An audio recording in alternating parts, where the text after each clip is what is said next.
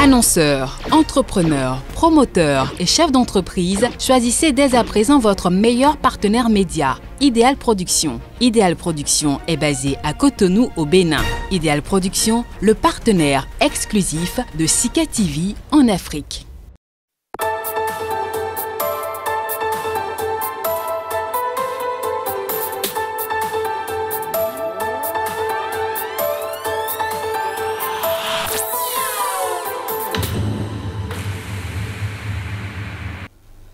Mesdames, Messieurs, bonjour.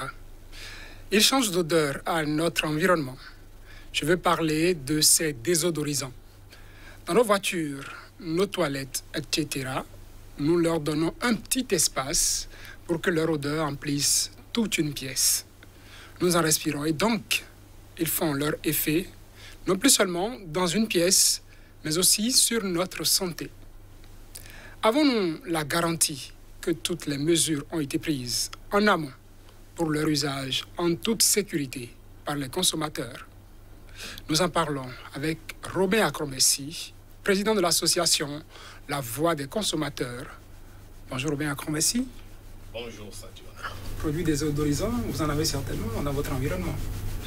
Oui, bien entendu que tout le monde voudrait avoir les bonnes senteurs.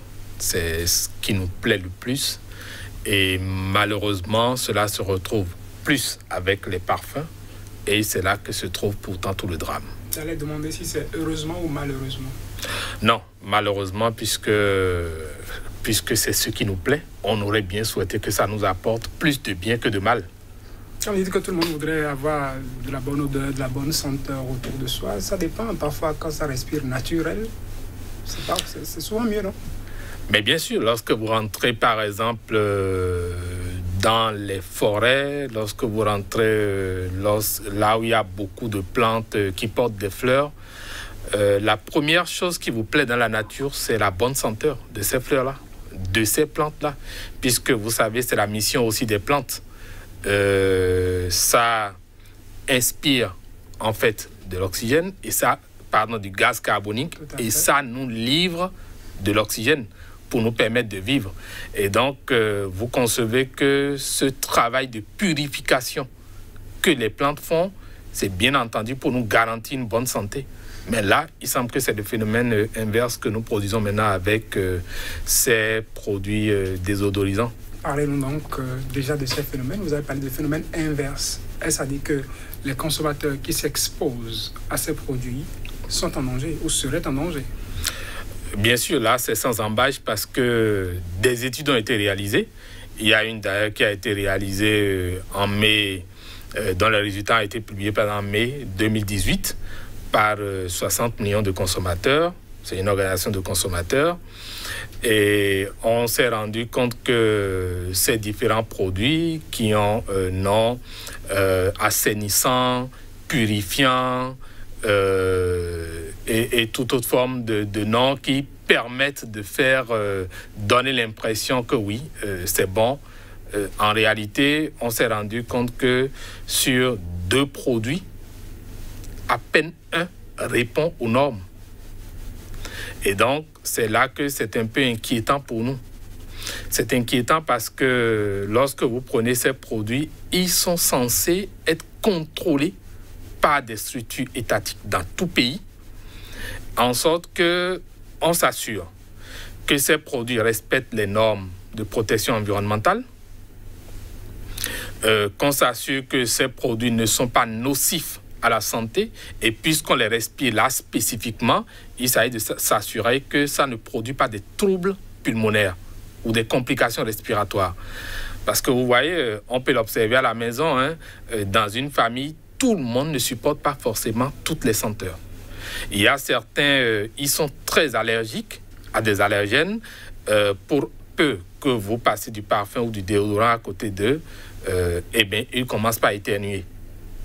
Ça peut créer des complications respiratoires vraiment pour ceux qui, par exemple, sont des asthmatiques. Et ce qui est vraiment inquiétant par rapport à cette enquête, c'est que ça a révélé, par exemple, que quand vous prenez ces produits, généralement, ils contiennent des composés organiques volatiles. Mais ces composés sont souvent interdits. Et pourtant, c'est là. Ça contient des allergènes, comme je l'ai dit tout à l'heure. Ça contient aussi des perturbateurs endocriniens, ce qui n'a rien de bon pour la reproduction humaine, pour notre fertilité et pour beaucoup d'autres raisons sanitaires. Et donc, à partir de ce moment donné, nous, le droit du consommateur à la sécurité, qui doit prévenir que tout produit ou tout processus puisse nuire à sa santé, est entamé. Ce droit n'est plus respecté. Vous parlez des organismes qui sont censés contrôler quand même la fiabilité de ces produits-là. À défaut de ces organismes, ou c'est aussi des organismes, je peux m'exprimer en ces termes, est-ce que dans nos États, surtout africains, on a cette garantie qu'à nos frontières, on jette un coup d'œil sur ces produits désodorisants avant qu'ils entrent sur un marché local? C'est déjà ça.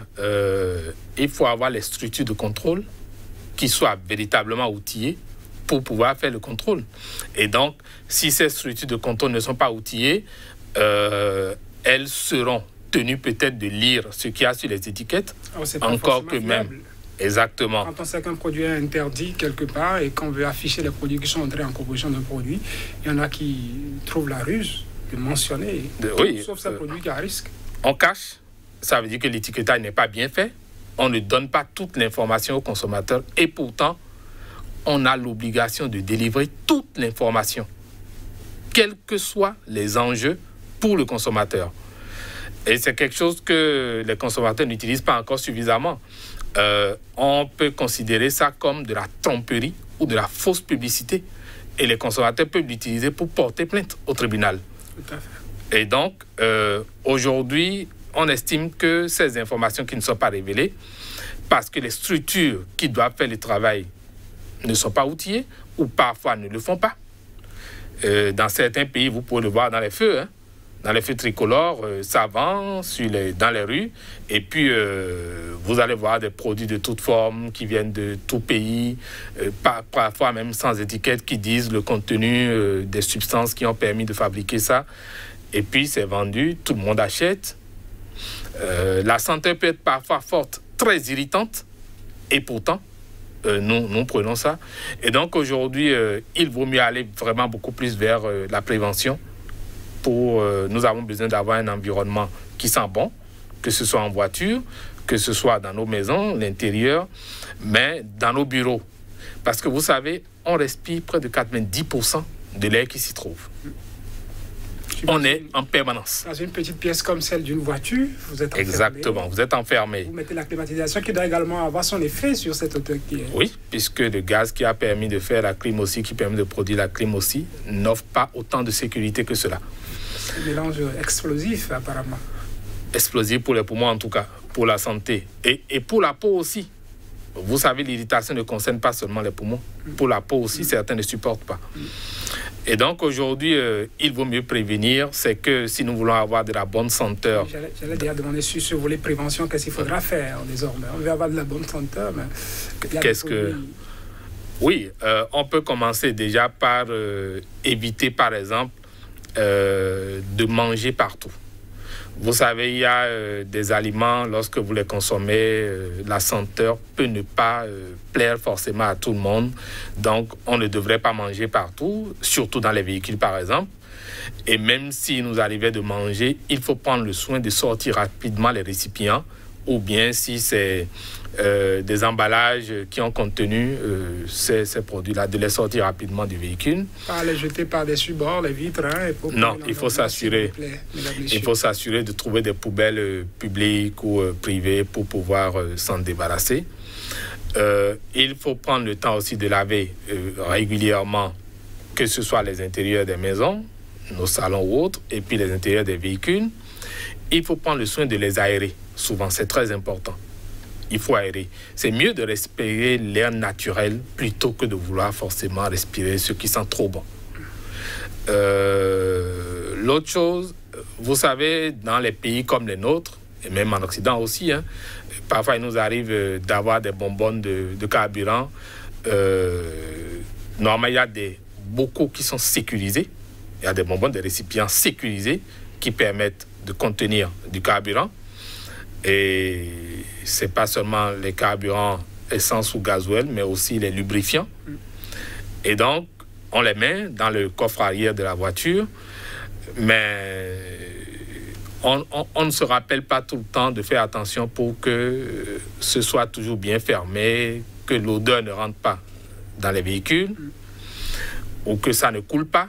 Et donc ça, c'est des mesures de prudence qu'il faut avoir pour que ces odeurs ne restent pas.